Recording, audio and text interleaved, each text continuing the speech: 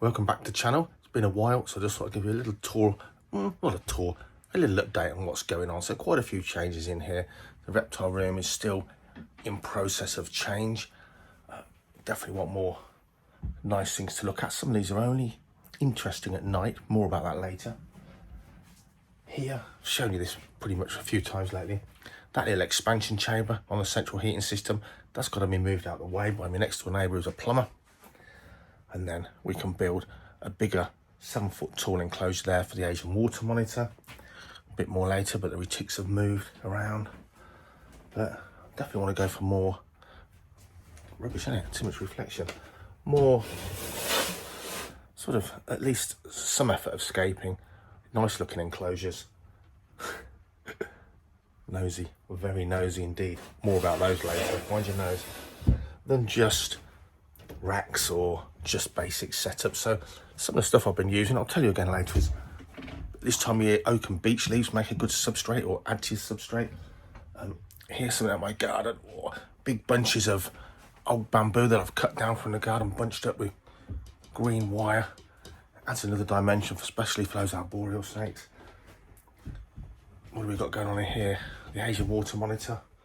Look at that. Huge room for such a tiny animal that you can't even see. But the reality is, with his tail, he's now 3 foot long. That tail just curls up and he disappears into these hollow logs. He's coming on great guns. Definitely going to do an update on him soon. Oh, the trenches. Big change around there. They live up there. Reduction in everything, really. And 2024 baby snakes. Whee! That's about it. They're almost all gone for this year. So very, very changed around. But I'll show you what's been going on, as well as some of the stuff with brumating and a couple of links to the website, I guess, but not a lot available now, unless you're looking for a couple of breeding pairs of certain colubrid snakes. Oh, we've even got a grow light. I'm going to grow some plants in here now. That rack's gone. Yeah, all good. Thanks for watching. Catch you soon. The breeding pair of snakes I did sell this year were Pueblo milk snakes. Bred them for a long time. There's a species. Oh, there's nothing under there. But I have kept a couple of nice holdbacks back, because as common as they are, look at that. Look at that. They might be common, but beautiful. Wow, that's a holdback female. Look out. Mind your tail. And then above. Look at that. In here is a holdback male. Well, he's a year older, so she's got another year of growing before we pair them. So we'll breed them again in the future. These are apricots. I just like them. I think they're a great size snake, really easy to keep, really handleable once they've got over their baby sort of timidness. Pueblo milk snakes, perfect pet snake in many ways. The only thing they're not perfect about is quite nocturnal. So again, like a lot of these nocturnal things, you won't see the most of them in the day, but certainly a snake to get out, handle, won't grow too big. And if you breed them just in one clutch alone, the range of colours is crazy. We sold girls a normal variety, white banded, not apricot. And she is, cool, blimey, 15 years old. So she's retired from breeding, for sure. Produced some lovely babies. But she's, almost one of the first snakes when I set up Raptor Exotics back in 2010. Bought her as a little baby, just from a member of the public. Look at that, 15 years. A bit lean now, but still going well. Doesn't stack the weight on, but doing well.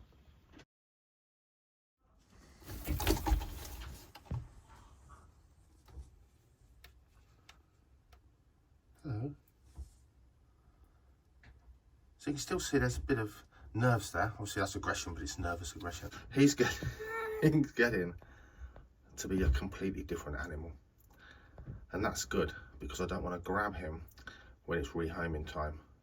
I want him to come quietly so our relationship doesn't go backwards. The Coyote pair of reticulated pythons are doing well. Not ideal through the glass, is it? Look at that. They're doing very well. And they've moved into their new enclosure. Lots going on, nooks and crannies. Beautiful animals. Really like these sort of dwarf, super dwarf sort of type retics, not growing to ginormous fat lumps really quickly. Quite like a nice reticulated shape. They're holding their sort of lean, thin, arboreal snake look, which I really like. Gorgeous creatures.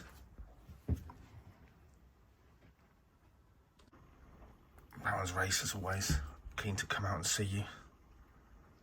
Beautiful again, really lovely shaped snakes. Again, that sort of long arboreal, hello, can we focus? Arboreal snake. And this time of year, something I always do, I go and get sackfuls of beech and oak leaves from the forest or the woodland that have now dropped to the forest floor, and pile them up in an awful lot of my enclosures, whether it's invertebrates that eat them to my snakes that like to explore, forage around. And you can add a few clean-up crew in there. A bit bioactive, clean up some of the snake poo with Baron's races. That's never a bad thing, because they sure do a lot of smelly poos, but highly recommended. Beautiful species. Something else I've made quite a bit of use of. I grow bamboo in the garden. Anyone that grows it knows once established it needs cutting back. I've been bunching it together with wire and using it in a lot of these arboreal snake enclosures and others. What great cover for them to feel happy in. Here, the Amazon tree boas, but I'll cut to a bit of footage where you can see them at night.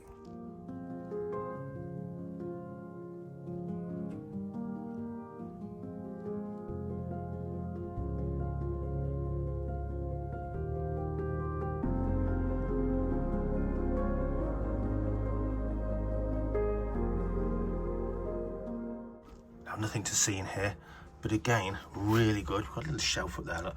But Amazon, Brazilian rainbow boas live in here. And again, you can see how those dead leaves really give that forest floor effect. Those snakes, I find them quite a fossorial snake, although they're semi-arboreal Brazilian rainbow boas. I find they spend a lot of time under the substrate and low down. They love poking around in this free leaf litter.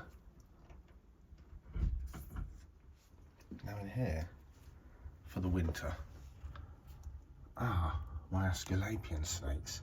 These guys normally brumate through the winter, but these are 4-5 years old now. Other snakes I bought the same year are ginormous and have bred once or twice at least. These guys are still tiny, the size of your finger width-wise. Your little finger at that. So I decided this year I'm going to actually keep them awake, keep them feeding, give them sort of a extra 6 months of growing. So just trying, these are 6-foot snakes potentially. They are growing now, but they're so slow growing. So these are going to spend the winter feeding and thriving and hopefully growing a bit extra. So another little tip, if you want to make a 6-foot be 2 foot or a 8-foot be 2 foot Vivarium out of wood, and you can't find them or they're expensive, just get 2 3x2s or 2 4x2s, join them together and cut a hole out, and you can really vary the habitat. Then you can really make one end nice and warm. Typically going away tomorrow, I'm just cleaning out in a reptile room now, and the Australian blue-tongued skinks heat lamps blow, so that's going to be reinstated in a minute, but that's actually his hot end. And then there's a cooler end down here where he's got a damp hide box. Bit of climbing, he does climb up into that tube, UV lighting, and his food and water in there. And again, some of those dry leaves, he loves to snuffle around. They really do need that damp hide box. He's got his front toes missing because the previous owners kept him on hot, dry sand. If you go to Australia, it's not just one place. Yes, some of these skinks come from hot, arid areas. A lot of them along the east coast there, it's moist tropical or even cool subtropical, like in the Blue Mountains. They need a bit of humidity somewhere for sure. And lovely creatures they are too. So the last false water cobra of 2024 is gone. There's a blue beauty left that's spoken for.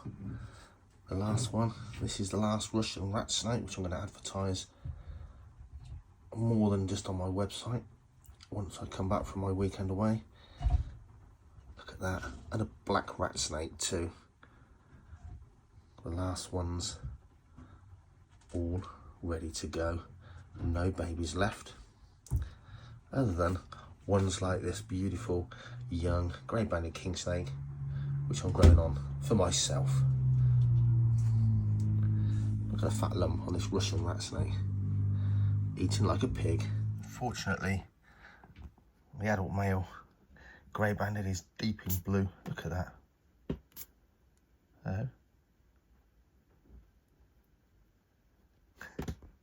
What are you up to?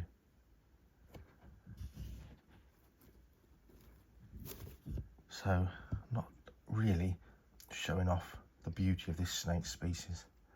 I have to say, when it comes to if you keep snakes in racks, which I don't much now at all, but I do still have a good selection for some of these smaller king snakes and things.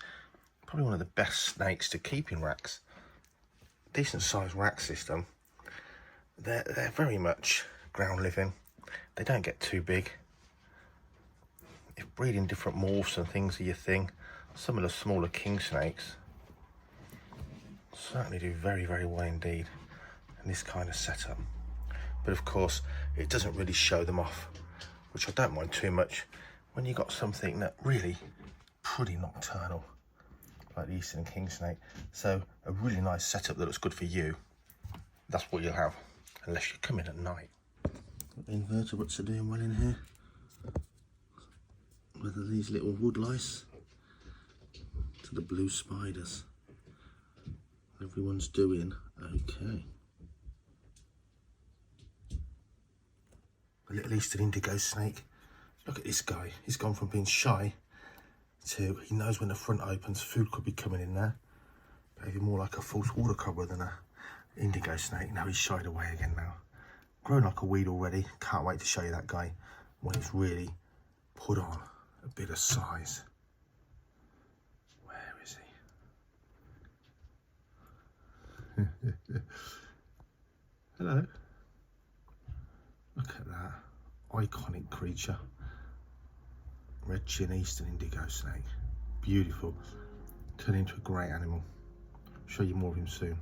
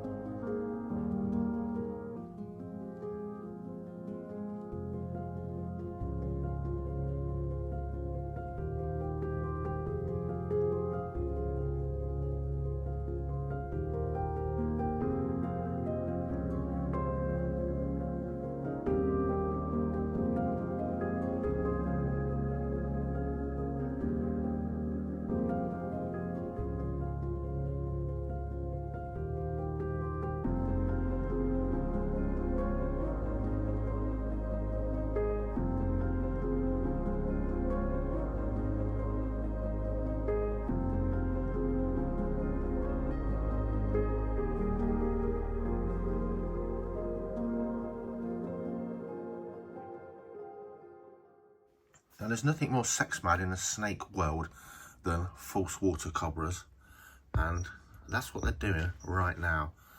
And that's really, really annoying, because not only was I probably not going to breed false water cobras next year, I certainly wasn't going to let them breed in the autumn. I would have gone for spring mating,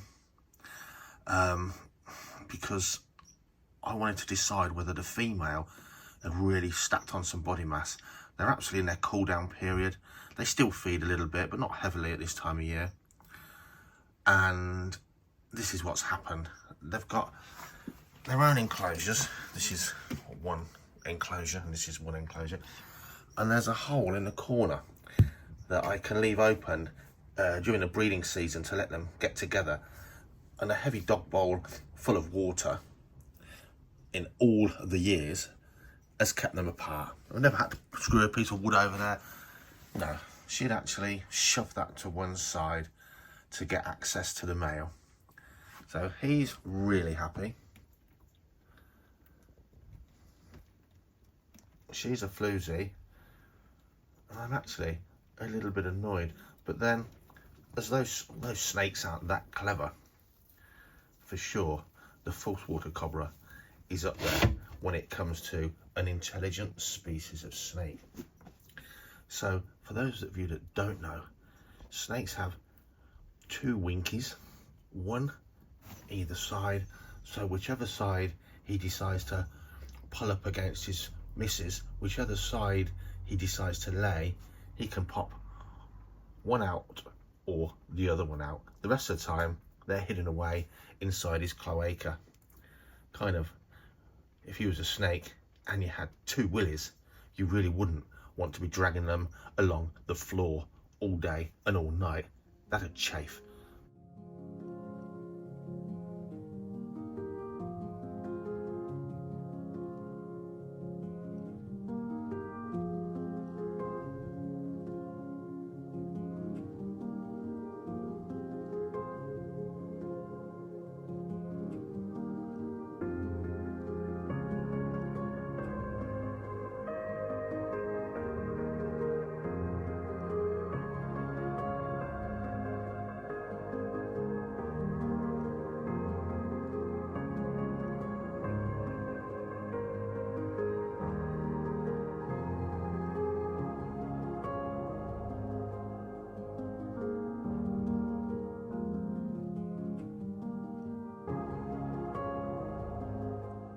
The thing about coming into the reptile room at night is the nocturnal critters are out.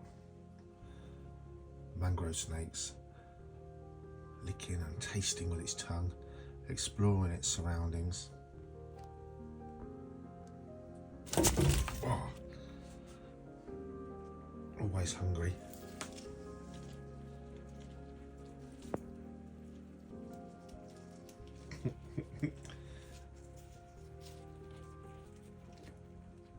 Wow. The dragoness on the prowl.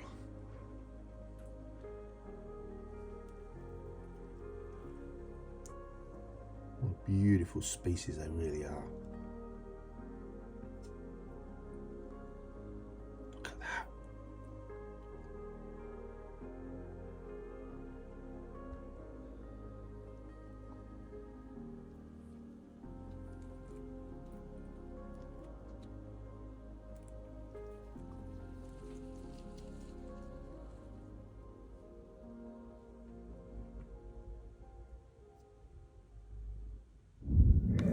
So time to brumate the full line snakes and the Russian rat snakes that have come out of their summer enclosure.